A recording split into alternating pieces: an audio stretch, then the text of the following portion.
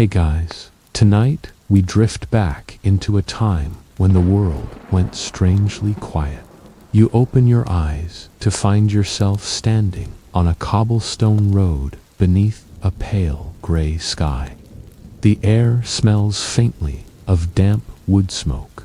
Somewhere far off, a church bell tolls, low, lonely, echoing through the hills like the heartbeat of a forgotten civilization. So, before you get comfortable, take a moment to like the video and subscribe, but only if you genuinely enjoy what I do here. I'd love to know where you're listening from tonight, so drop your location and local time in the comments. Now, dim the lights, maybe turn on a fan for that soft background hum, and let's ease into tonight's journey together. You start walking. Your boots crunch over gravel that hasn't felt the touch of new stone in decades. The once mighty Roman Empire has collapsed, and you can almost sense the ghosts of its grandeur fading from the air. In your mind's eye, the marble statues are cracking, the aqueducts are dry, and the great libraries stand empty, scrolls curling to dust. The sun, filtered through drifting mist, paints everything in a dim golden haze.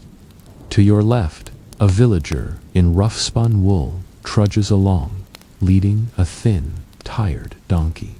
His face is lined with the sort of exhaustion that only centuries of struggle can teach. His clothes, a brown tunic, leather belt, and mud-caked boots, hang loose from his frame. You pass a small settlement, wooden huts with straw roofs, smoke rising from holes in the center. A woman in a faded linen dress and shawl kneels by a stream, washing clothes in silence. She looks up at you for a second, her expression calm but wary. There's no laughter here, no music, just the creak of wood and the slow, rhythmic sound of her work. This is Europe, somewhere between the 5th and 8th centuries, the so-called Dark Ages. Historians still argue whether this term is fair. Some say civilization truly dimmed. Others believe the darkness was simply the absence of written light. You keep walking and find the ruins of a Roman bathhouse, now a shell of stone arches draped with ivy. The mosaics on the floor are half buried in dust, but one piece catches the sun, a blue tile shaped like a wave. It reminds you that people here once understood engineering, art, and leisure in ways almost unimaginable now. But then, it all fell silent. Empires do that. They roar, then whisper, then vanish. A soft wind carries the smell of rain. You glance up and see a weathered wooden cross atop a nearby hill silhouetted against the clouds. Around its base, a few villagers kneel in prayer. The scene feels both humble and immense, a fragile hope clinging to what's left of the world. The lighting shifts, the sun dips lower, turning the mist into liquid gold. From the distance, the sound of a church choir drifts faintly through the air, not in Latin grandeur, but in rough, local voices, uneven but sincere. You enter a small monastery. Inside, the flicker of candlelight reveals stone walls lined with shelves. Monks in brown robes move silently, their sandaled feet whispering across the floor. One sits at a desk, scratching words into parchment with a quill. The air smells of ink, wax, and patience. He's copying an ancient text, maybe Aristotle, maybe some forgotten Roman engineer's treatise. The sound of his quill is rhythmic, almost meditative. You watch him pause, blink, then dip his pen into the ink again. That's how knowledge survives now, one trembling hand at a time. You notice a small oil lamp beside him, its flame soft and steady. It casts a golden glow on the manuscript, like the faint light of memory refusing to die. Somewhere outside, thunder rumbles. Rain begins to fall in slow, gentle drops on the monastery roof. It's peaceful, but heavy. You can almost feel history holding its breath. You walk past a narrow window and catch a glimpse of the surrounding land, endless fields, half-tilled, dotted with broken statues and old stones. In the far distance, the outline of a crumbling aqueduct arches over the valley like the skeleton of a forgotten giant. And you can't help but wonder, how does a world forget itself so completely? Some say it wasn't forgetting, it was erasure. When Rome fell, so did the written word. Literacy became the property of monks and priests. The common people no longer read, they listened. Stories replaced science, prayer replaced philosophy. Yet even in the darkness, life continued.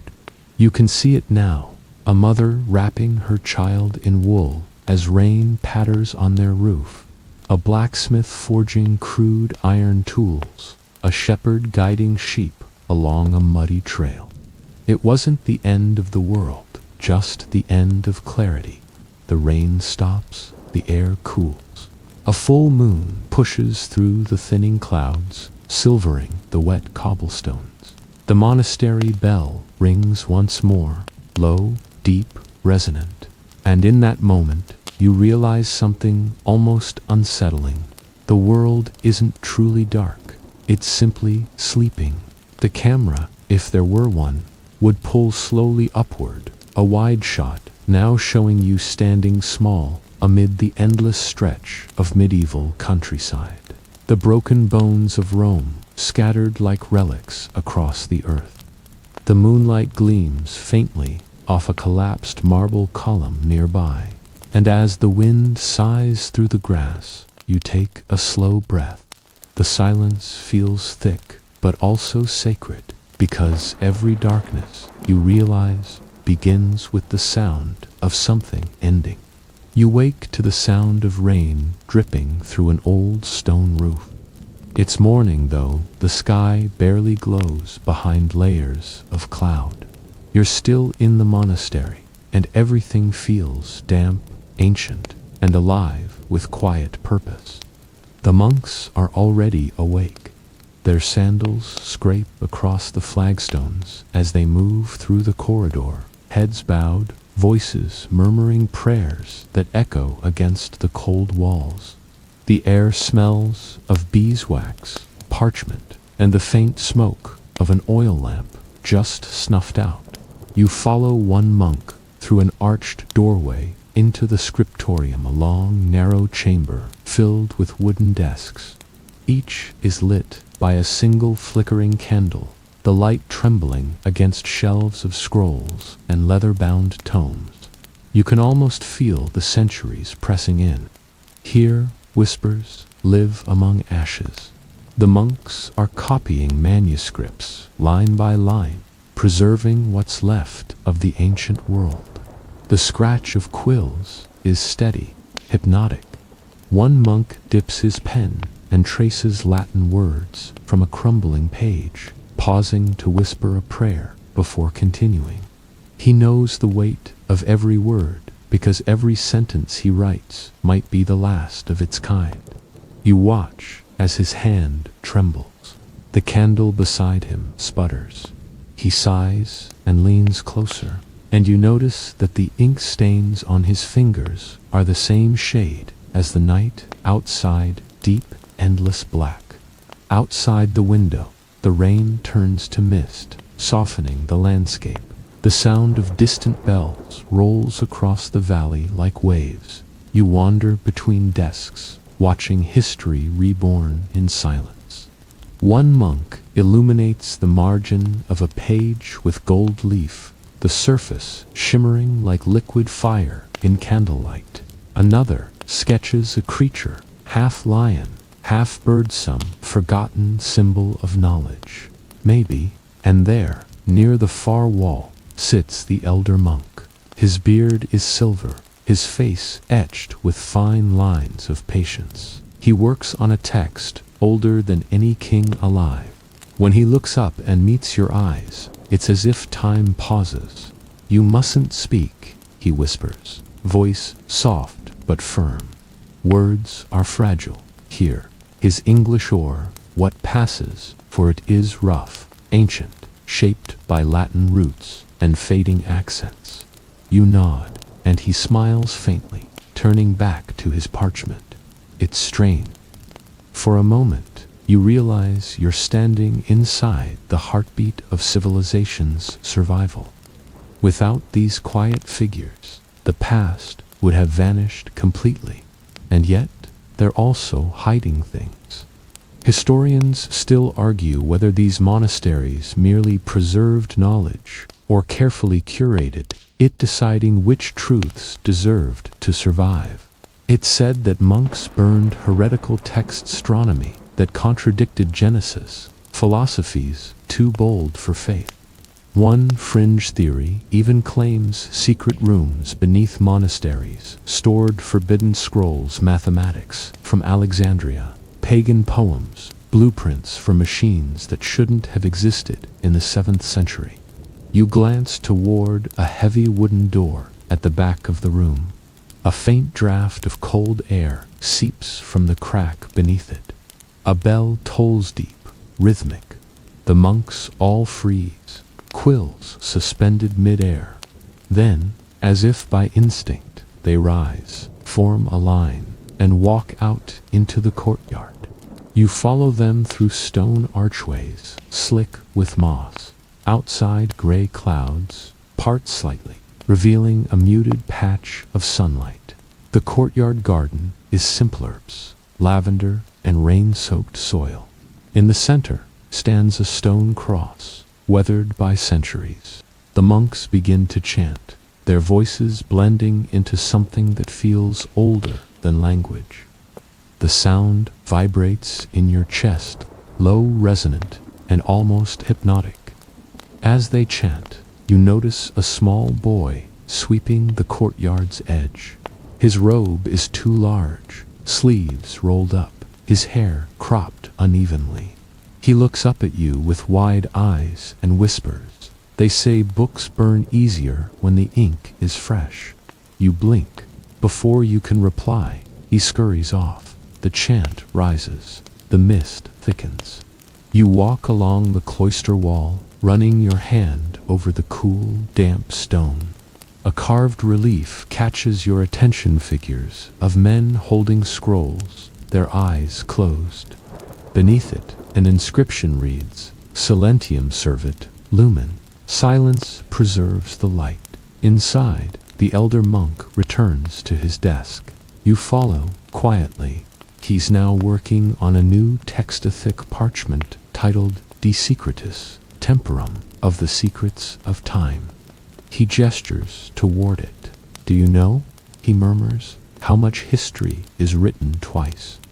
Once by those who lived it, and again by those who survived it." You can't tell if he's warning you or confessing. The camera, if there were once, lowly pans closer, a close-up of his hand writing. His quill moves with painful care, forming letters that seem to shimmer faintly as the candlelight dances. The ink pool then spreads like a dark secret across the page. Cut to a wide shot. You, standing in the doorway of the scriptorium. The rows of monks flickering like shadows, rain trailing down the windows. Outside, thunder rolls again. He closes the book gently and ties it with a red ribbon. "Some truths," he says softly, "are not for waking hours."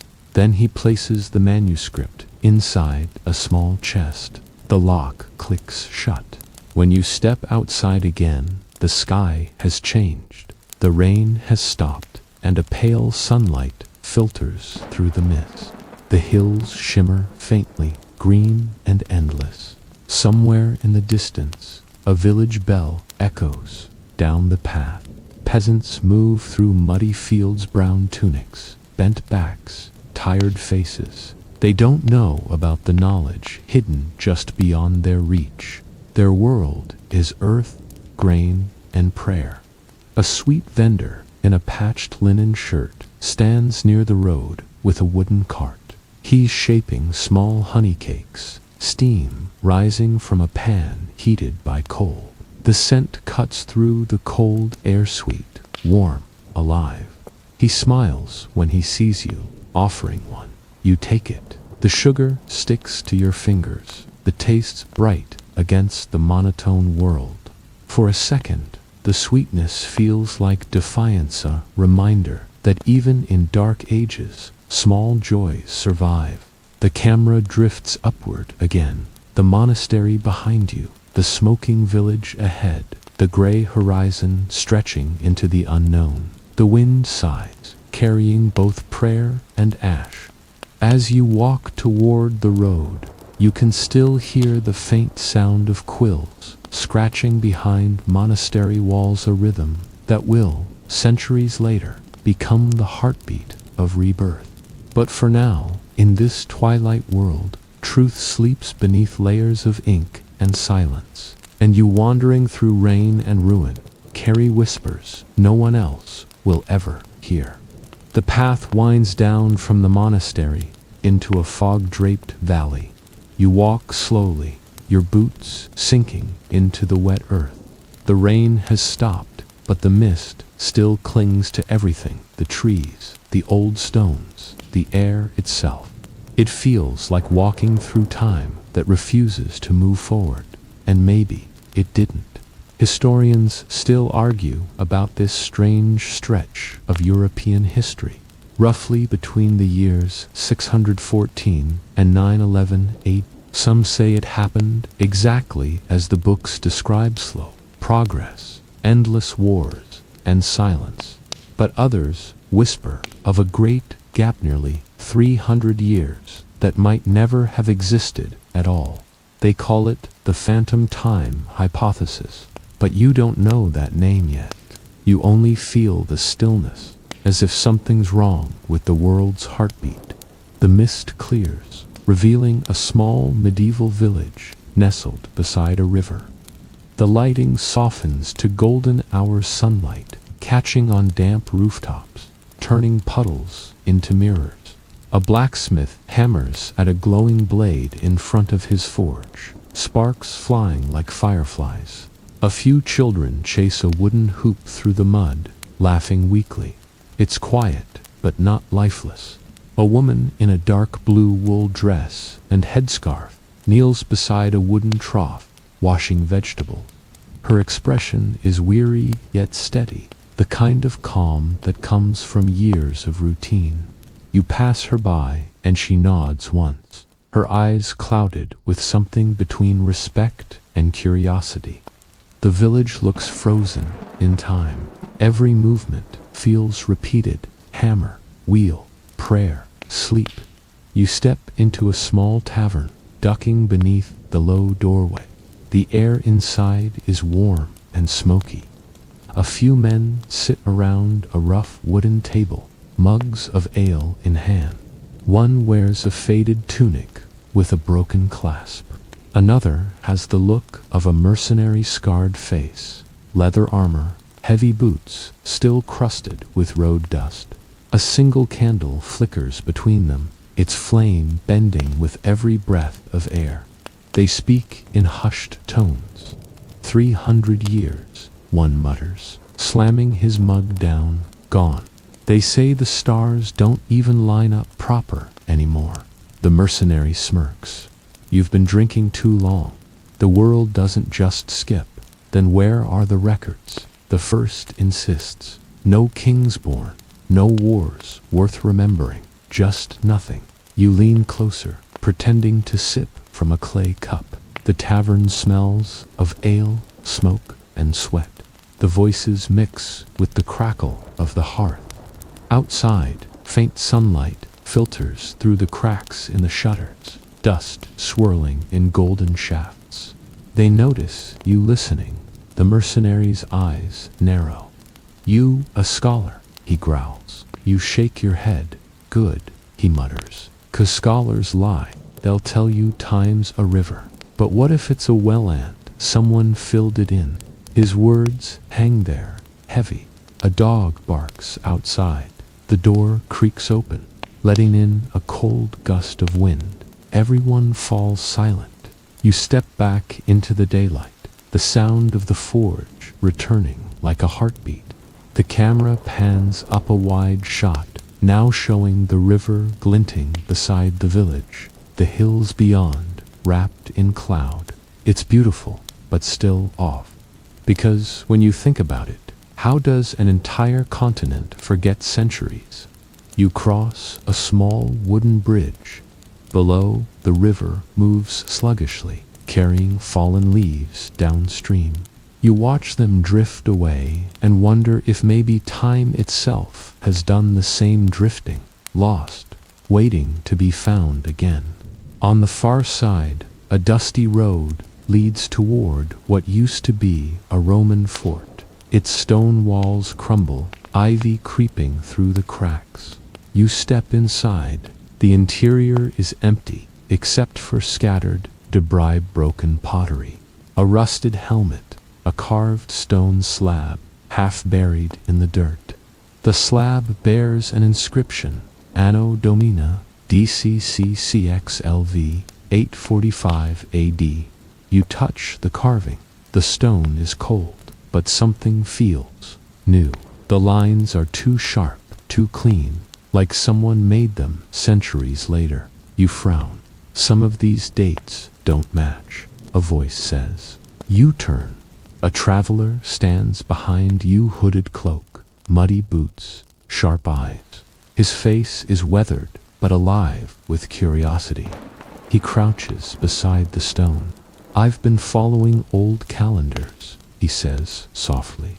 Astronomers say the stars are out of place.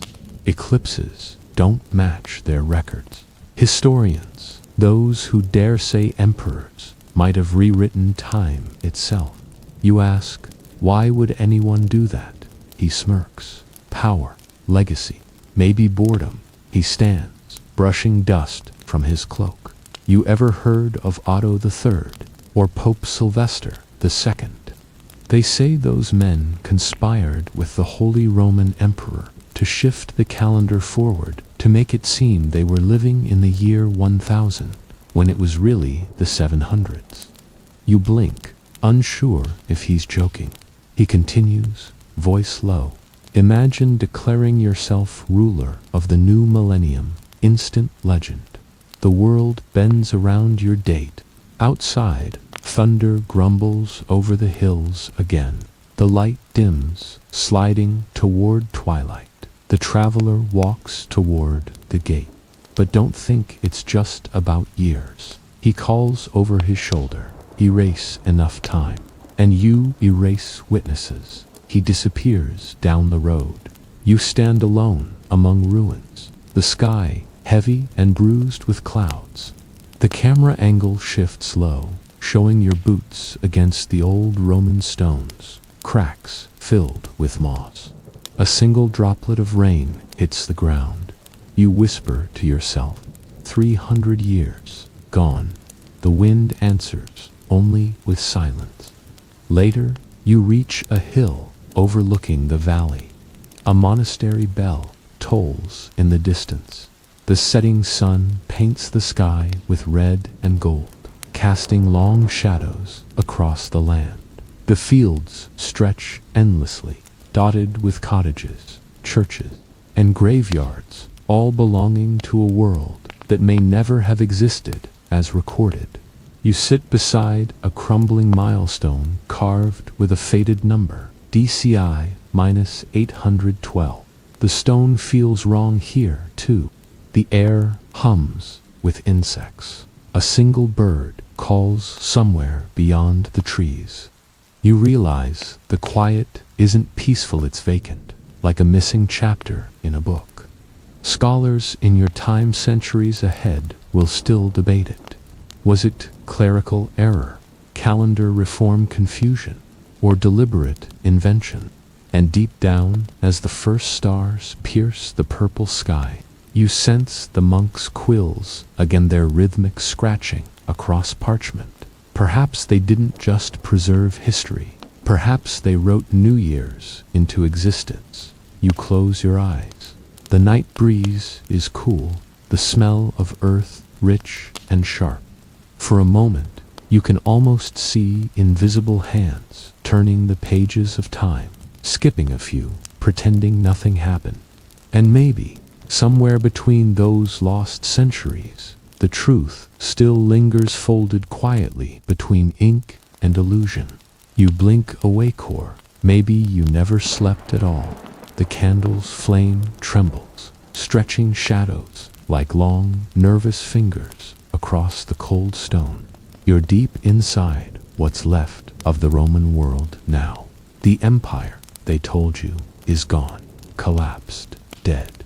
But as your eyes adjust, you start to notice something strange. The empire didn't really vanish, just changed its clothes. See, when people talk about the fall of Rome, they make it sound like some dramatic moment where everyone just packed up and left the Colosseum. In reality, it was more like a long, awkward breakup. The Western Empire might have crumbled, but the eastern half, the Byzantine Empire, kept right on going. Gold coins still gleamed with the emperor's face. Bureaucrats still stamped scrolls with imperial seals. And the streets of Constantinople still buzzed with gossip, silk traders, and church bells. You walk those streets now, your sandals clicking against marble older than memory. The air smells like incense and sea salt, and you realize something unsettling. If this is the Dark Ages, someone forgot to turn the lights off. Historians still argue whether we should even call this Rome. Technically, it was Rome reborn in Greek robes, a hybrid world of Roman law and Eastern mysticism. You can almost hear Emperor Justinian muttering about restoring the glory of the old empire, while secretly reorganizing taxes and rewriting the legal code. He even built the Hagia Sophia Church, so massive and luminous that when sunlight hits its dome, it looks like heaven has cracked open above the city. And yet, outside these shining walls, Europe sits in silence. Charred ruins where schools once stood, crumbling villas, roads that lead nowhere. The contrast is sharp enough to sting. It's as if civilization itself decided to take a long nap, except in the East, where it's throwing banquets and arguing theology. You step into a library tucked behind a monastery gate, and the scent of papyrus fills the air. A monk, barely 20 eyes, heavy from candle smoke, leans over an ancient scroll. He's copying Cicero's words, letter by letter, stroke by stroke. The world might have forgotten the art of plumbing and roads, but these quiet scribes are saving ideas. You watch him correct a faded line, his lips moving in silence, and you think this is what survival looks like. Meanwhile, out west, chaos reigns. Germanic tribes settle in the ruins of Roman cities. They build wooden halls where marble palaces once stood, kings wear crowns hammered from stolen treasure, and literacy becomes a rare magic. You can practically feel the gap widening between East and West, between memory and myth. But here's where it gets weird. Even though the Western Empire fell, many of its systems quietly continued under different names. Local kings used Roman titles. Laws copied Roman precedents. Roads, though broken, still connected distant towns. It's like Rome had gone into witness protection. You find a dusty scroll in a Byzantine archive, an old map. It still labels the Mediterranean as Mare Nostrum, our sea. You chuckle softly. Centuries later, the empire's ghost is still whispering, ours. And the whispers don't stop there. Art, language, architecture all carry the fingerprints of Rome long after its supposed death. You picture a medieval mason carving columns modeled after ones built 1,000 years earlier. probably wondering what Corinthian even means. The so-called Dark Ages begin to look less like a blackout and more like a dimmer switch. Civilization didn't disappear. It just flickered and changed hue. The Romans in the East wrote in Greek now, prayed to Christ instead of Jupiter, but they still considered themselves Romans. You drift toward the harbor, where Byzantine ships bob in the moonlight. Their sails shimmer with purple, dye reserved only for the imperial family. The city hums like a living thing. Merchants speak in 10 different languages. Spice, dust, perfumes the air. Somewhere nearby, a scholar debates whether light itself is material or divine. And then, almost like a dream breaking apart, the scene fades. You're back in the dim chamber of history, surrounded by ash and time. You realize something profound. The empire didn't really die. It adapted, endured, and disguised itself so well that we barely noticed it breathing under the rubble. But who covered that up? Who decided to call it dark? Maybe the victors who wrote the textbooks preferred a clean break. Maybe the church, seeking authority, found it easier to say everything before us fell. Or maybe, just maybe, history itself wanted to keep a secret. After all, a tidy narrative is easier to sleep on. You exhale slowly, your breath fogging the candlelight. Somewhere in the distance, a faint chant echoes Latin syllables, tangled with Greek melody. Civilization hums beneath the silence, waiting for someone like you to notice. You close your eyes, and for a moment, you swear you can hear the empire whisper, "I never died." You drift deeper, as if history itself is tugging gently at your sleeve. The candlelight fades into the soft glow of dawn over a crumbling village. Smoke curls from the-roofed huts. Somewhere, a rooster crows half-heartedly. This is Western Europe centuries after the so-called fall of Rome. You can almost taste the confusion in the air. The people here have no idea they're living in the Dark Ages. They just call it life. You watch as a farmer, wrapped in rough wool, trudges through misty fields with a wooden plow. His ox snorts steam into the cold morning. The soil is heavy, uncooperative, and yet here he is, breaking ground, one muddy line at a time. You realize that for all the talk of darkness, people still laughed, loved, worked, and dreamed. Civilization didn't vanish, just shrank into smaller fires. Still, something's undeniably off.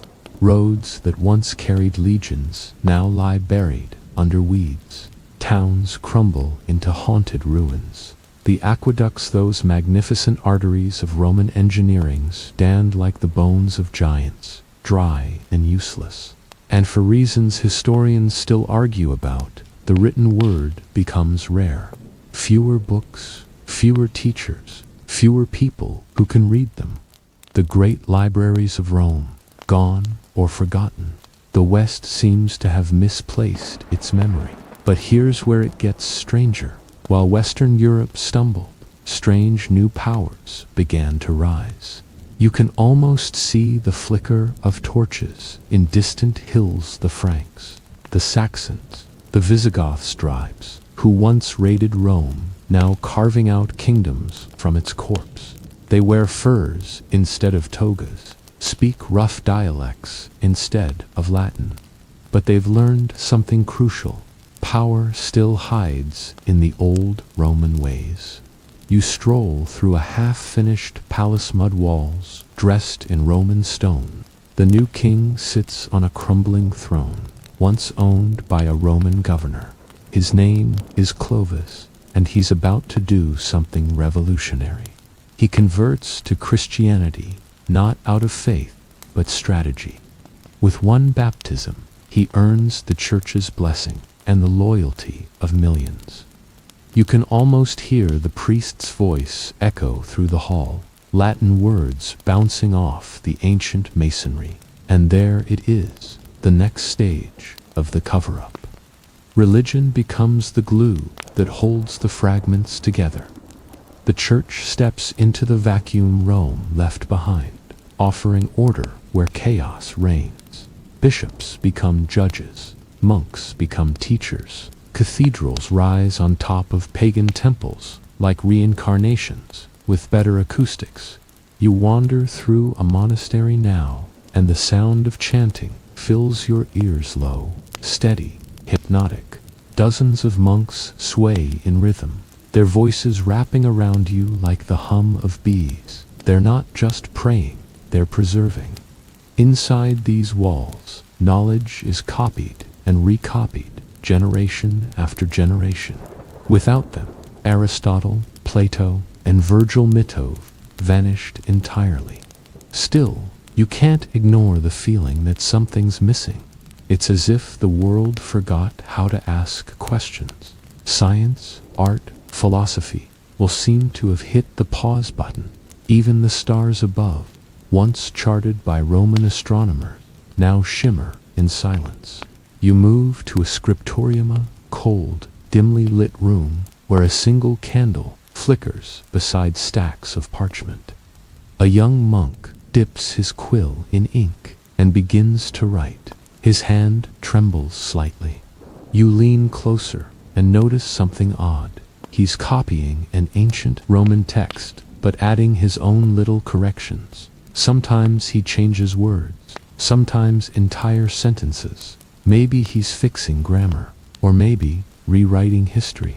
Historians still argue whether this was innocent adaptation or deliberate censorship. But either way, you're watching truth slowly shift shape. It's like watching a memory fade in real time. Outside, the village bell tolls. People gather for prayer. They kneel, eyes closed, whispering Latin words they don't understand. And it hits you, knowledge is no longer something shared. It's something owned. Locked away in monasteries, guarded by priests, filtered through faith. You can almost feel the centuries tightening like a fist around human curiosity. Yet even in this gloom, odd sparks appear.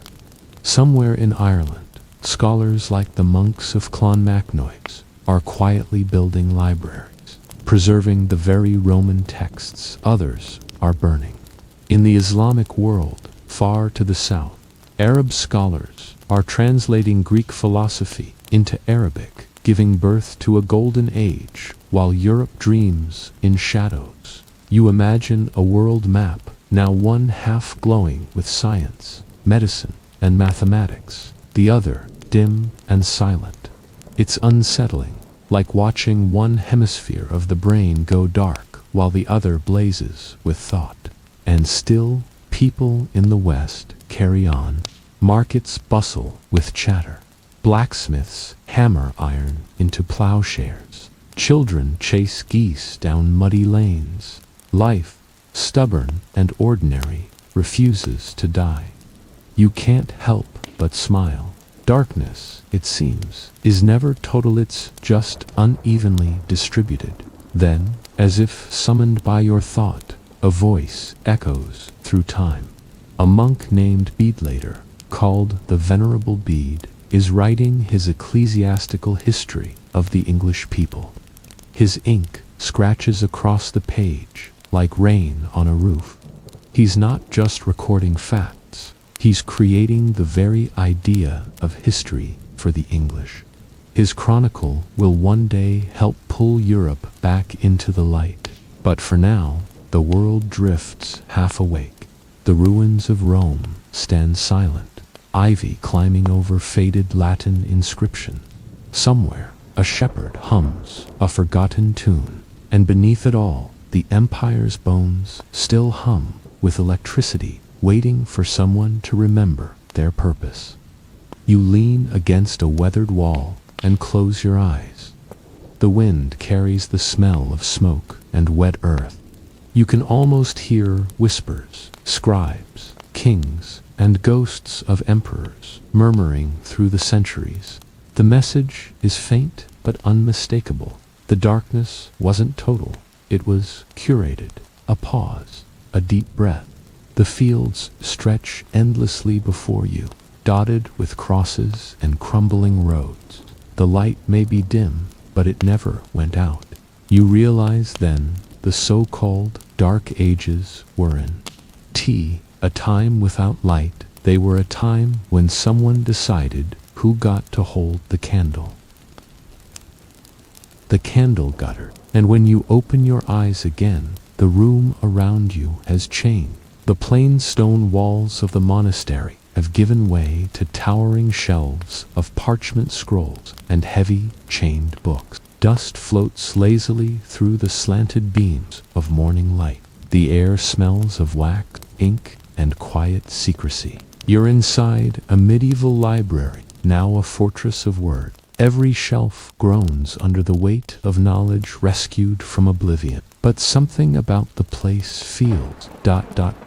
guarded. Not just the locks and bolts on the door, but the way the monks move, low, deliberate, as if afraid that even a whisper might wake something forbidden. You watch a cloaked figure glide between the shelves, the hood casting his face in shadow. He pauses beside a desk where another monk is illuminating a manuscript. Gold leaf glimmers faintly beneath the candlelight, a halo of craftsmanship.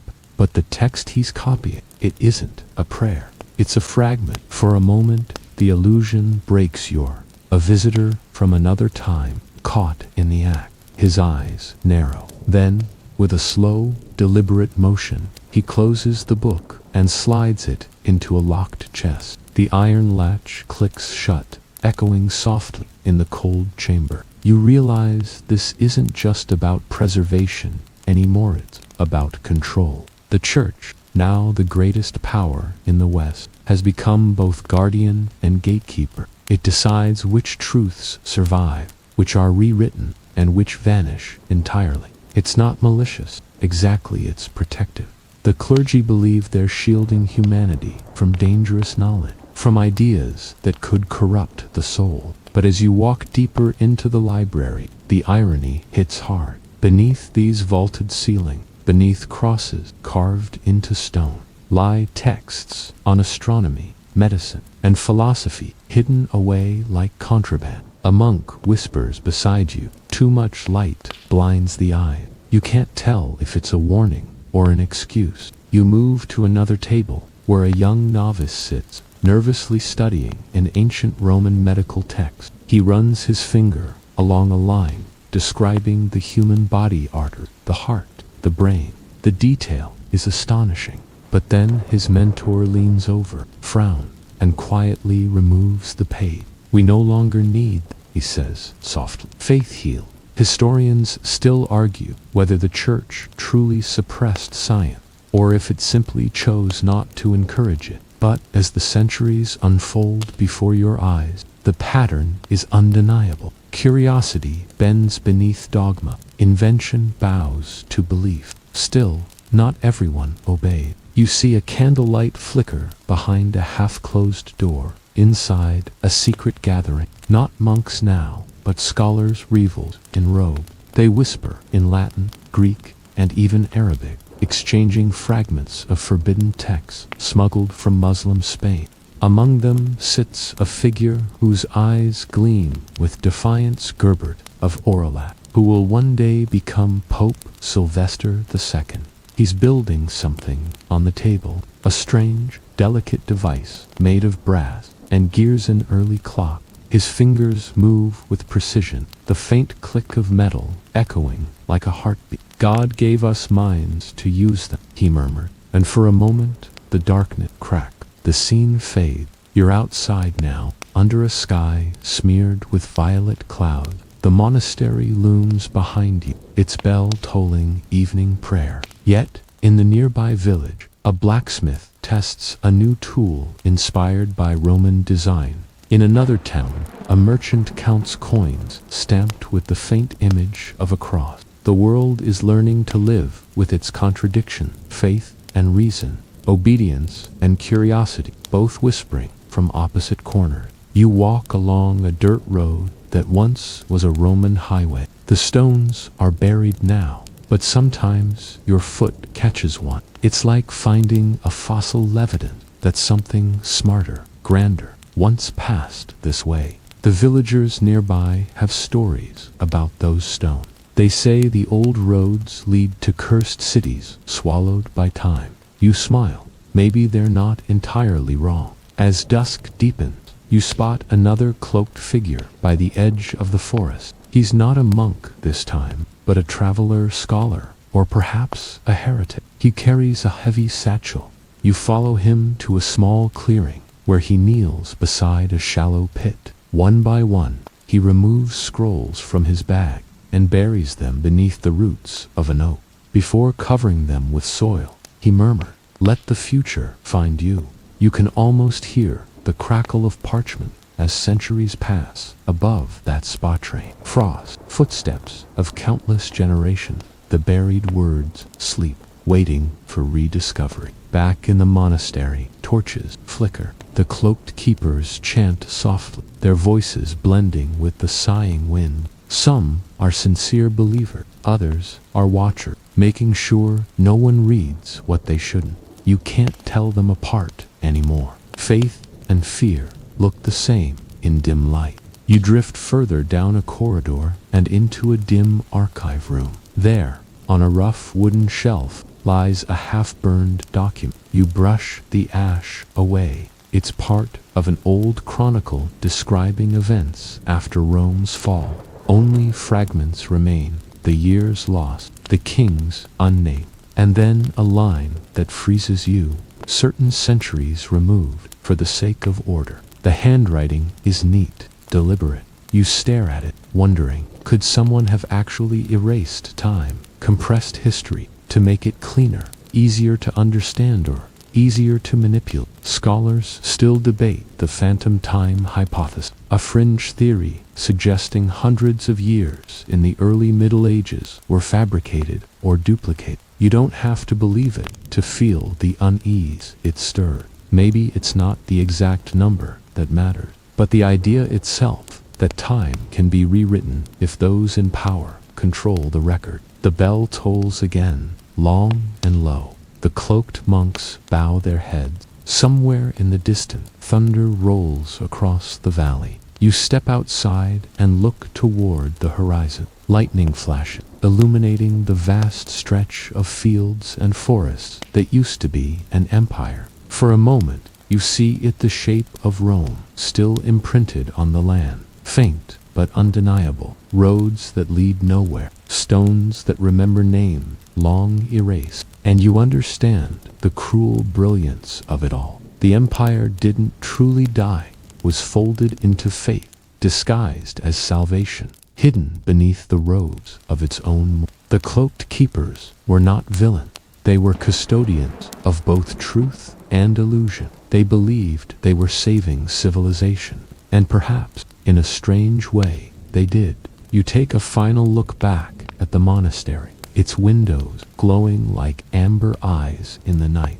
Inside, the monks resume their quiet copying. Their quills whisper across parchment, turning memory into scripture, knowledge into obedience. And somewhere, deep beneath their chant, you swear you hear a faint mechanical tick. Maybe it's Gerbert's old clock, or maybe it's time itself, still moving, still waiting to be uncovered. The rain begins softly, this time gentle taps on a slate roof, like fingers drumming on history's locked door. You lift your gaze toward a gray morning sky. The monastery is far behind you, its chants fading into the distance. Ahead stretches a world, slowly stirring from sleep. The air smells of iron, wet stone, and wood smoke. You walk into a city that shouldn't exist, not this soon, not after all that supposed darkness. Streets bustle with traders shouting prices, carpenters playing wood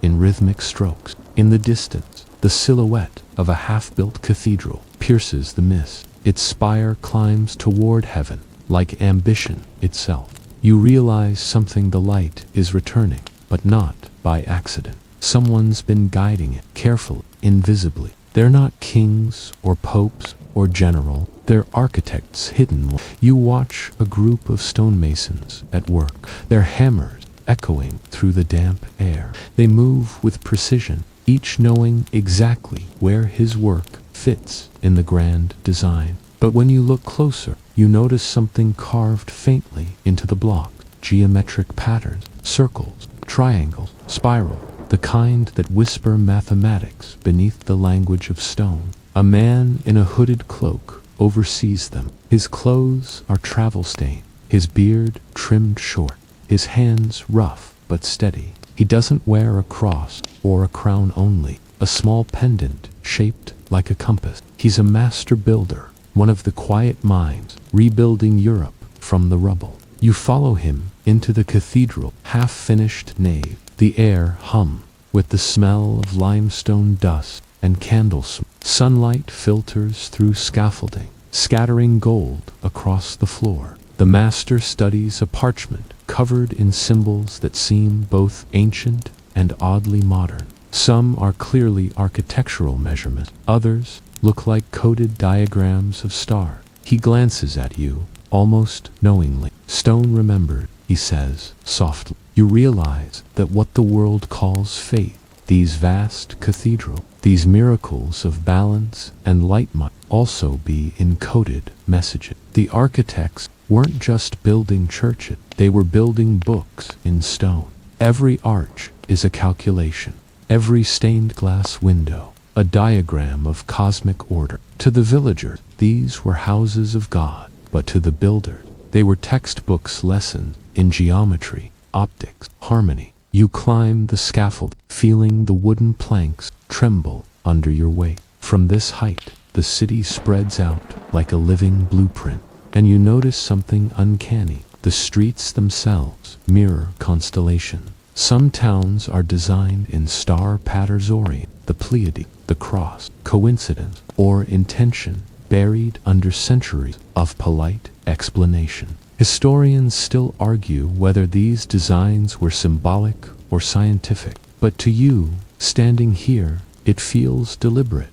The same minds that once hid knowledge are now sneaking it back into the open, disguised as devotion. You picture a stonemason carving a spiral into a column, his apprentice whispering, "What does it mean?" The old man smiles faintly. "It means the universe is round, lad, but don't tell the priest." A soft laugh escapes you. The joke lands centuries late, but perfectly. Night falls over the city. The cathedral glows from within, torches flickering behind unfinished glass. You sit beside a cart loaded with tools, watching workers eat their supper: bread, cheese, and stories. One man mentions hearing about a new idea machine that could lift great stones using hidden gears and water pressure. Another mentions scholars in Spain studying ancient Greek texts translated from Arabic. They say the earth moves. Someone scoffs, and the others laugh. But you can tell some part of them wonders if it's true. The next morning, you find yourself in a bustling port town. Ships creak in the harbor, sails fluttering like parchment. Merchants barter in half a dozen languages. Among them are scholars carrying bundles wrapped in oilcloth books, rescued from faraway land. You follow one of them into a candlelit room above a tavern. Inside, a group of men and women huddle around a wooden table. They speak quietly, reverently, like conspirators. Spread out before them are manuscripts: Euclid, Element, Galen's medical treatises, Aristotle's lost works, all translated from Arabic. A woman with dark eyes and ink-stained fingers points to a page. "If this is true," she says, "then the stars are not fixed at all." A monk at her side frowns. "Blasphemy." She smiles gently. "Or discovery." The room falls silent, except for the rain against the window. You can feel it, the turning of an age. These people are midwives to a rebirth they don't yet name. You watch as one of them, Roger Bacon, perhaps, scribbles notes on optics and lenses. Another sketches a drawing that looks suspiciously like an early telescope. Their conversations drift between theology and experiment, between Latin and laughter. They're cautious but unstoppable. The hidden architects aren't just building cathedrals, they're building a framework for thinking. Slowly, stealthily, they're teaching Europe to reason again. As you leave the port, you pass a mason carving an inscription over a church door. The Latin words shimmer in the twilight. Scientia est lux Dei. Knowledge is the light of God. You smile. Somewhere, a monk in the old cloisters might faint at the sight of it. Far above, storm clouds part. Moonlight spills across rooftops and rivers, and for the first time in what feels like ages, you sense the world breathing again. The darkness is thinning, not by decree or miracle, but by quiet, stubborn human hand. Yet the irony persists. These hidden architects are still cloaked, their discoveries wrapped in symbolism, their curiosity hidden beneath prayer. It's safer that way. The church smiles upon geometry when it's sacred, but call it science, and you're one heresy away from the pyre. You stand on a hill overlooking the flickering city. The cathedral bells ring midnight. For a brief, electric moment, all the lighted windows below seem to connect like constellations reborn on earth. You whisper to yourself, the empire never died. It just changed tool. In the distance, the master builder adjusts his hood, his compass pendant glinting under the moonlight. He looks up at the stars and traces a line between them with his finger, as though sketching the future. And you know he's not alone. Across the continent, across centuries, hands like his are shaping everything: bridges, cathedral, manuscripts, machine. They are the quiet architects of continuity, stitching Rome's ghost into every wall and window. You take one last look as dawn edges over the horizon. The sound of chisels and quills merge into one long hum, the sound of civilization remembering how to build again. The ruins of the Forum Romanum were quiet under the pale moonlight, an eternal silence resting on broken marble and forgotten glories. Dr. Marcus, veiled, walked between the columns, flashlight trembling in his hand. Dust swirled with every step, disturbed after centuries of stillness. His breath misted in the cold air as he whispered to himself, somewhere they hid it. They must have. The lost blueprint. That's what the encrypted tablets from Alexandria had called them. Tabula mechanica. Schematics said to describe the core mechanisms of Rome's most advanced engineering devices that could move stone like feathers, purify water without fire, and generate power through unseen force. The modern world called it myth. Marcus called it buried truth. He stopped beside a cracked archway. On its underside, faint carvings flickered under the light spiral, geometric lines and Roman numerals intertwined. To most, they were just ancient graffiti. To Marcus, they formed the unmistakable outline of a machine. A chill passed through him. He dropped his backpack and unrolled a carbon scan. When he overlaid the digital print from the Alexandria tablet, the carving aligned perfect. By the god, he whispered, it's a map. The carvings formed a star-shaped symbol, with a center pointing, not north, but downward, beneath the forum. He stepped back and looked at the ground. It couldn't be. He had read about the substructura maxima, the labyrinth beneath the ancient Senate chamber. Sealed since the Great Fire of 64 AD, Roman historians had claimed it was just a drainage. But what if it was something more? Marcus's heartbeat quickened. He turned on his calmly. Lucia, I found something. It's not just architectural, it's mechanical. Lucia's voice crackled through. Marcus, you're not going down there alone, are you? The seismic sensors. I'll be careful, he said, eyes fixed on the cracked stones below. If I'm right, this could rewrite everything we know about Roman engineering. He cut the line before she could respond. Then, taking a deep breath, he found the small iron ring embedded near the arch, hidden in plain sight. He pulled, the floor shifted. With a thunderous echo, an ancient slab slid aside, revealing a spiral staircase descending into pure darkness. Marcus swallowed hard and stepped. Deep beneath the Forum Romanum, the air was damp and metallic, smelling faintly of rust and stone. Each step echoed as if the walls themselves were listening. Torch sconces lined the passage, their ancient iron frames still intact, though covered in dust. Marcus touched one and jumped back as it clicked. The wall beside him moved slightly. Automatic trigger, 2,000 years old, he murmured, astonished. They understood leverage like no one else. He switched on his lantern, revealing a vast chamber below, its floor made of black basalt, engraved with circles upon circles of Latin inscription. In the center stood a raised platform holding something that looked disturbingly modern, a table of bronze and glass, edges fused with a greenish patina, yet smooth as polished steel, and upon it blueprint, sheets of copper, etched with intricate geometric pattern, diagram, and unfamiliar Latin word, aquamotric, ferrum vivente, cogitator, lux. Marcus's hands trembled as he brushed the dust. They weren't just blueprints for building. They were designed for machine.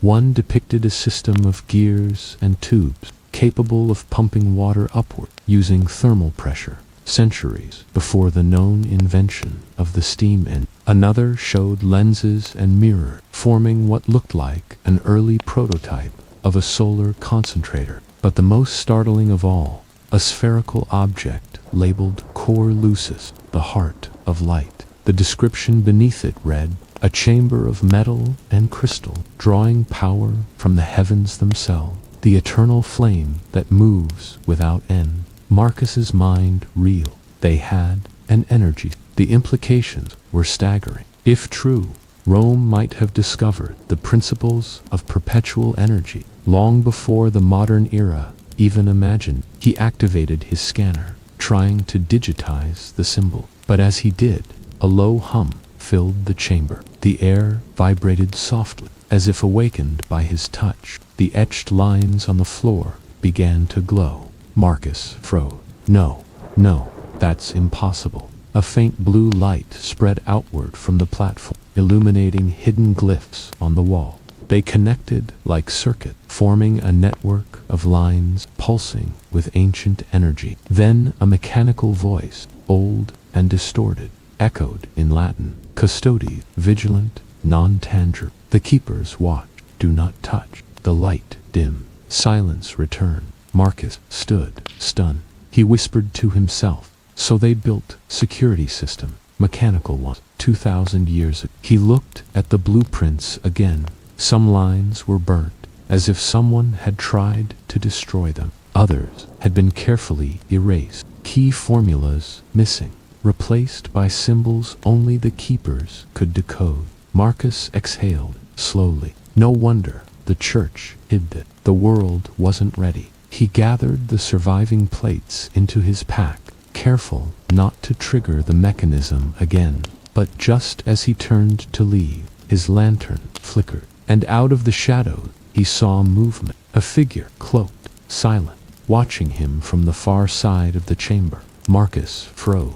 Who's there? No answer. The figure stepped forward. A man in a dark robe, face hidden beneath a hood, an ancient bronze pendant gleaming around his neck. Marcus recognized the symbol immediately. The Custodes Lucis, the keepers of light. Dr. Vale, the man said softly, in perfectly spoken Latin. You were not supposed to find that. How do you know me? Marcus whispered. We have always known those who come too close. Marcus clenched his fist. You've been guarding lies. The world deserves to know what Rome created. The man tilted his head. You mistake silence for deceit. We guard not to hide, but to protect. The last time these machines were awakened, they burned half of Rome to ash. Marcus's eyes widened. The great fire. Nero wasn't responsible, was he?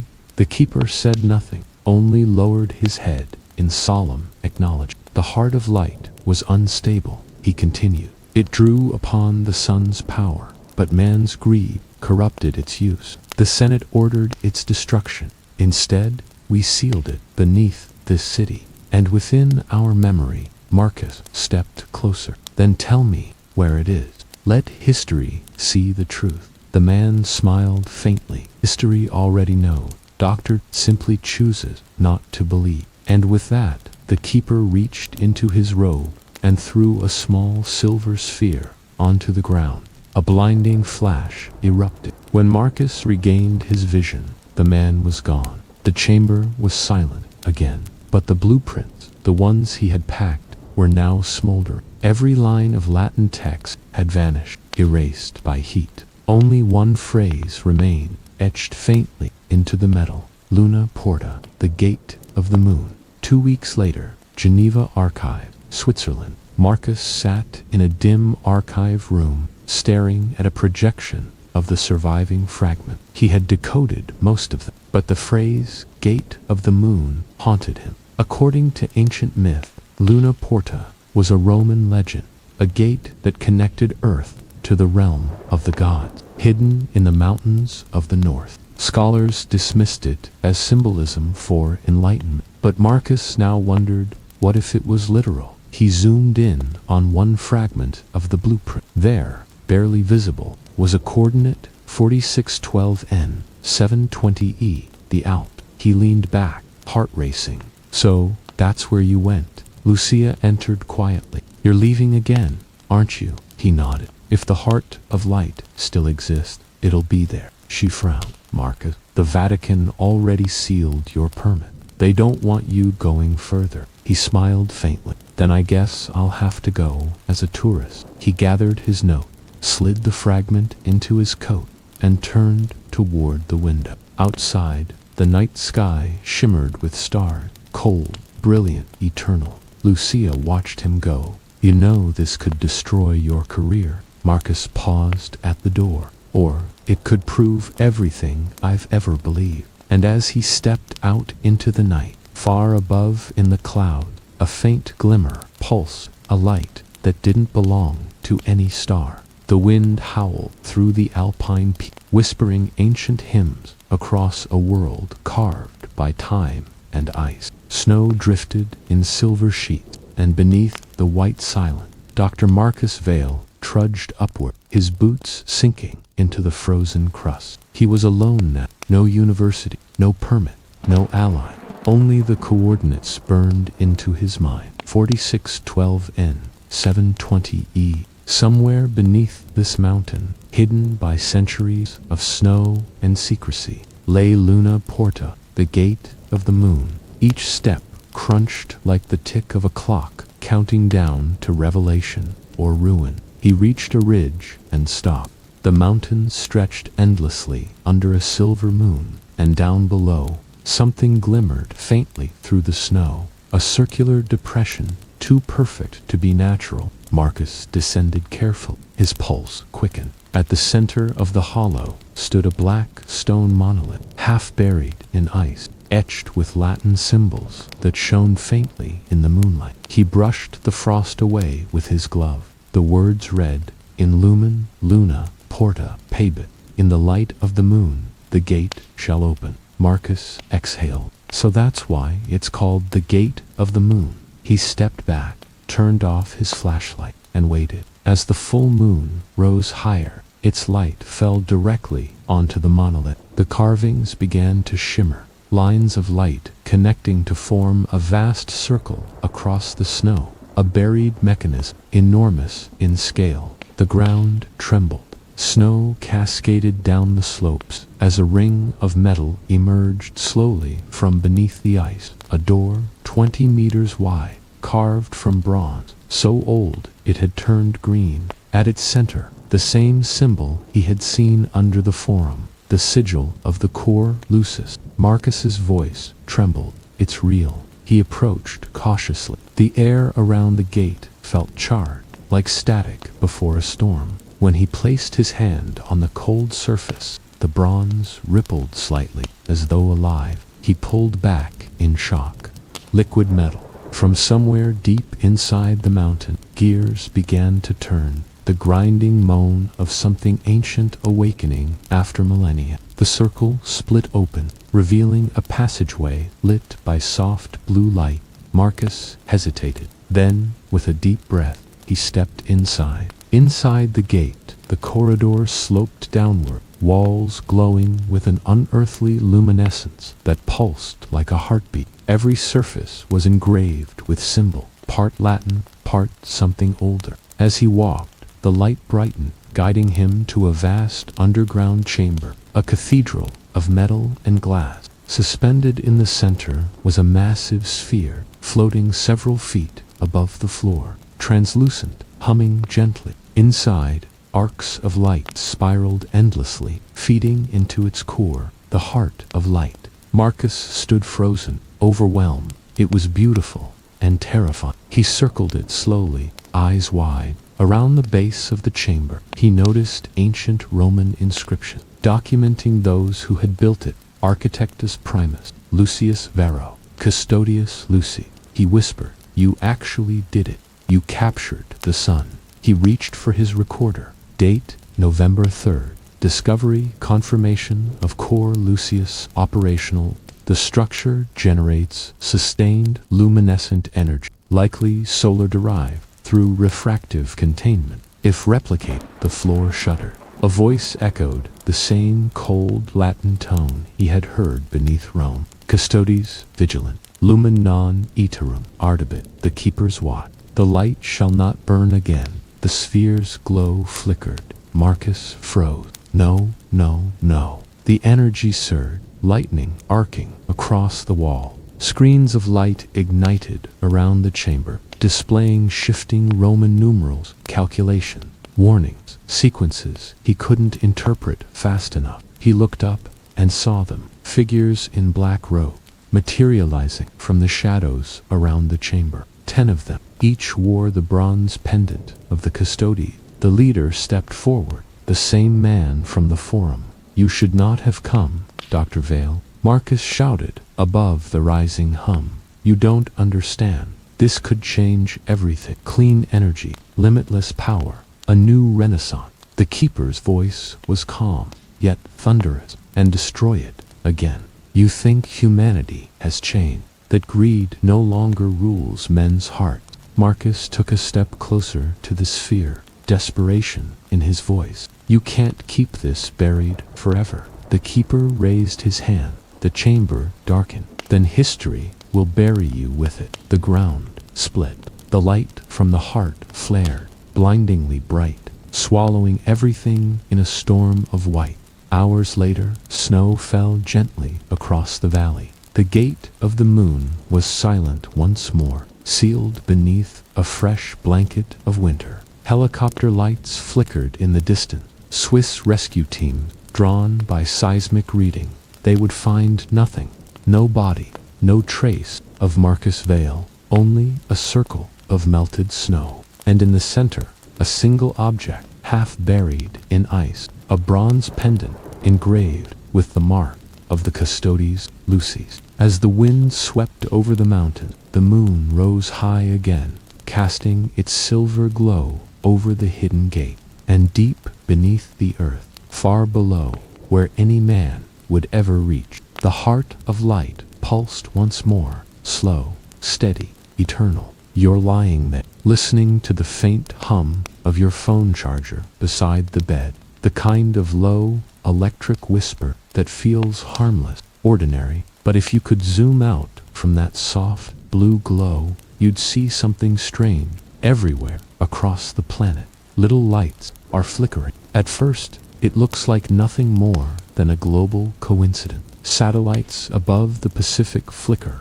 off for exactly 3 seconds. GPS systems lose their signal. Onboard computers aboard commercial flights reset mid-air. Somewhere in the North Atlantic, a deep-sea cable hum, overloaded with static pulses like Morse code from the underworld. And in that snow-buried chamber under the Alps, something awakened. The heart of light, silent for nearly 2,000 years, pulses again. The bronze conduits running through the mountain crackle as dormant circuits come alive, carrying energy deeper into forgotten tunnels. The ground trembles softly, like a creature stirring from hibernation. Meanwhile, in London, astronomers at the Royal Observatory watch in confusion as the moon's reflection on their datagraphs begins to distort. It's like the lights bending around something, one mutters, squinting at the monitor. In California, a graduate student live streaming an aurora over the Sierra Nevada gasps as streaks of golden light twist across the sky. Auroras that shouldn't exist this far south. His chat explodes with theory, EMP, solar HARP, but the truth isn't in space, it's beneath the earth. Across the Vatican's archive, motion sensors blink to life in chambers sealed since the 17th century. Dust falls from a marble statue of St. Lucius as a hidden door slides open with a sigh. Inside shelves lined with bronze codices, each one engraved with the same sigil Marcus Vale found in the Alps. A lone monk, the last of the custodies, Lucy's, lights a candle and murmurs, "It has begun again." He takes out a radio, ancient by modern standard, and speaks into it in Latin. Lumen resurgit, preparer vig. The light rises, prepare the watch. Static answered, but somewhere, someone here. The next morning, the headlines are chaotic. Global satellite malfunction causes GPS collapse. Mysterious light over Swiss Alps. Scientists baffled energy surge recorded across Europe. Unknown source, but governments dismiss it all as geomagnetic interference.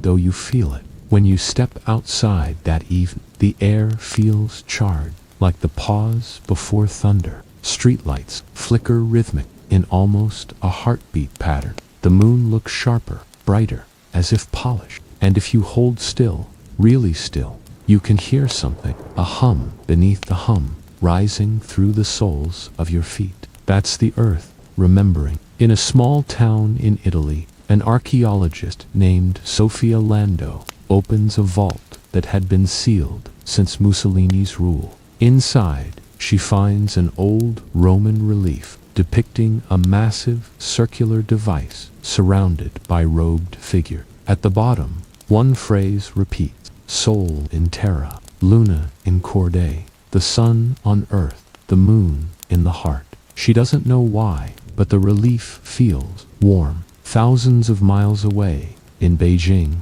radio astronomers detect an artificial pattern in the cosmic microwave background, a rhythmic pulse matching the same frequency as the anomaly over the Alps. It's as if someone turned on a transmitter, one researcher says. Her assistant frowned, but no one's broadcasting. Then, the compasses start spinning. Across the world, ships in the Atlantic, surveyors in Alaska, hikers in Nepal, every magnetic device goes wild. Airplane pilots report instruments behaving erratically. In the control rooms of NASA and ESA, mission logs fill with corrupted coordinates that all point to one thing, the exact location of Luna Porta at CERN. Power surges cascade through the particle collider. Scientists rush to shut down system, but the circuits keep drawing energy, as if something on the other end is pulling power.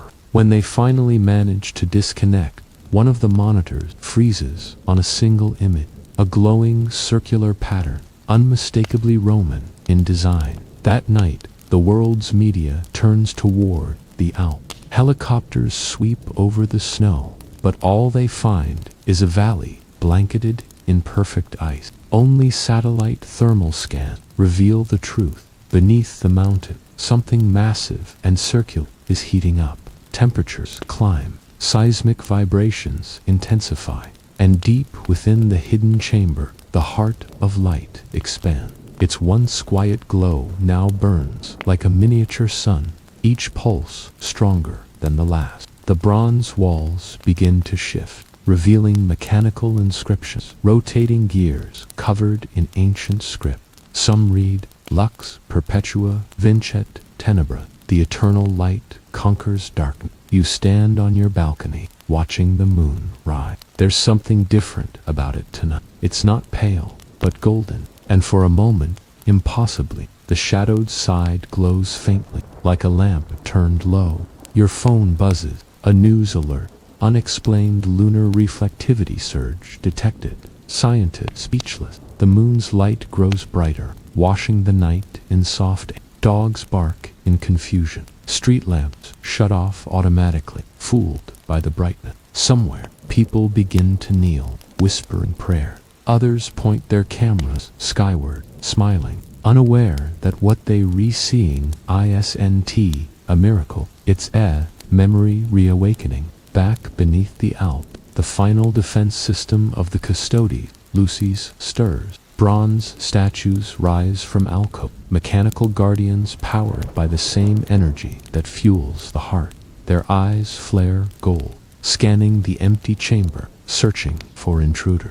But Marcus Vale's voice still echoes faintly from his last recording, replaying endless through static. This isn't just power, it's a message from the past, and above ground, that message begins to spread. Church bells across Europe ring without being touched. Old cathedral windows flicker with light. Frescoes glow faintly, as though painted with phosphorescent pigment that only responds to this ancient frequency. The world begins to hum, softly, rhythmically, alive. You can almost feel it in your bone. The age of darkness is stirring once more. The night no longer looks like night.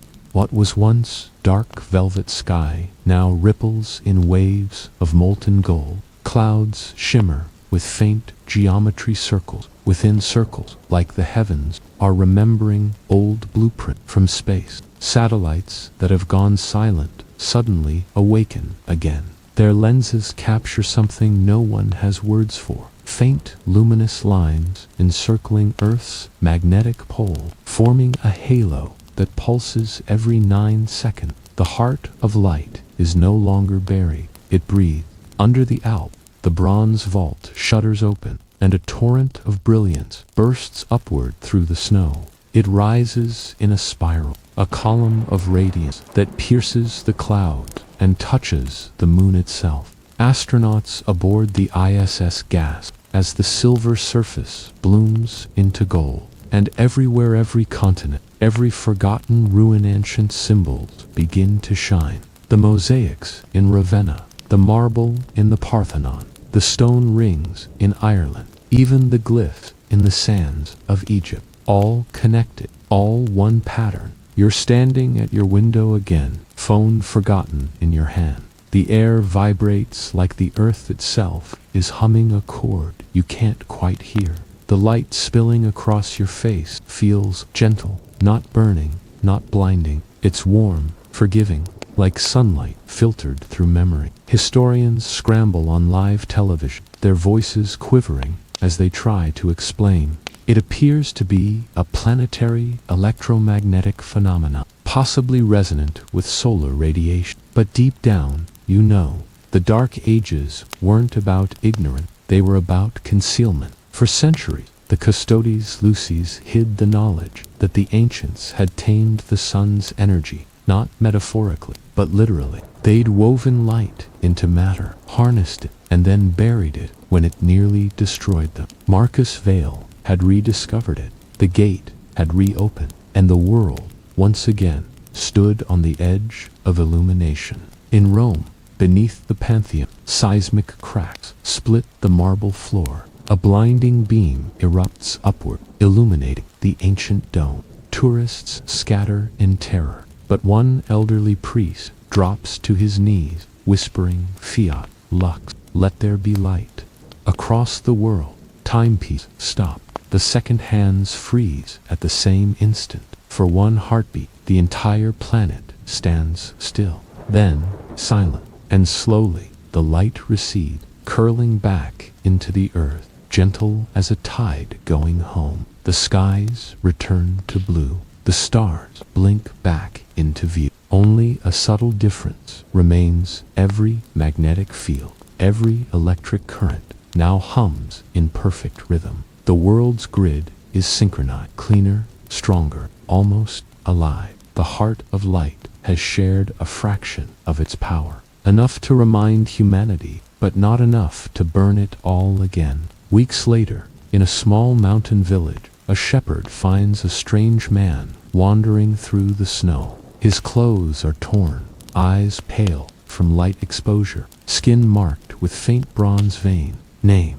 The rescue worker asks gently. The man smiles weakly. Marcus Vale. He doesn't remember much, only fragment. A voice, a gate, a light. But when they scan his body for radiation, they find none. Instead, tiny particles of unknown metallic origin shimmer under his skin, like dust from the core of a star. He spends days recovering, staring at the mountain, whispering the same words over and over. It wasn't lost, just waiting. Governments release cautious statement, calling the event a solar anomaly. Scientists coin a new term, lunar resonant reflection phenomena. The Vatican denies everything, but you and millions of others who saw the light that night feel it's something more. You can sense a quiet shift in the air. Birds migrate differently. Storms are calmer. Nights seem gentler. Maybe the ancients weren't primitive after all. Maybe they reached to Foron, were merciful enough to let the darkness hide their creation until the world was ready again. And maybe, just maybe, now it is. Wind down 300 words. The world, at last, grows still. The pulse that once shook the mountain fades into a faint echo, barely there, like the memory of a dream. You lean back against your pillow, eyes half closed, watching moonlight trace slow shapes across the ceiling. Everything feels softer now. The hum of distant traffic, the whisper of wind against glass, the rhythm of your own breath. Somewhere out there, the heart of light still glows beneath the ice, its energy diffused, quiet, patient. The custodies, Lucy's, are Gunor. Perhaps they've simply blended into the rest of us, keeping watch in their own quiet way.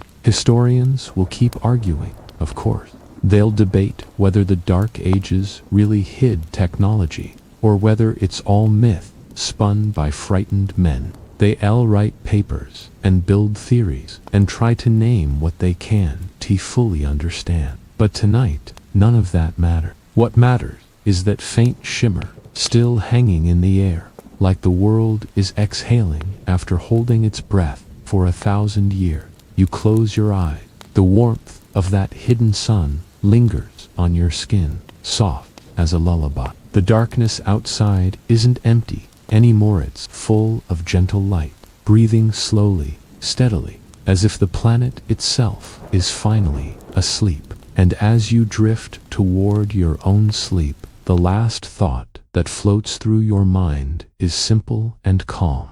The world has always been older, wiser, and far more luminous than anyone dared to believe. Sweet dream.